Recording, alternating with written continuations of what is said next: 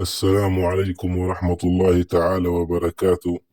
الصلاة والسلام على سيدنا محمد وعلى آله وصحبه أجمعين، عليه أفضل الصلاة والسلام.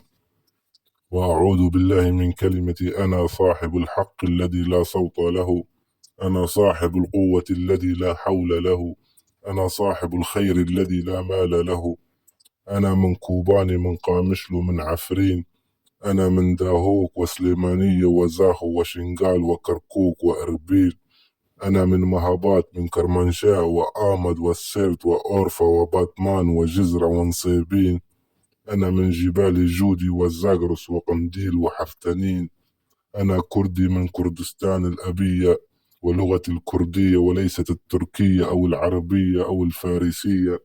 وأقول كلامي هذا ليس بدافع العنصرية، ولكن هذا حق من خالق الكون والبشرية.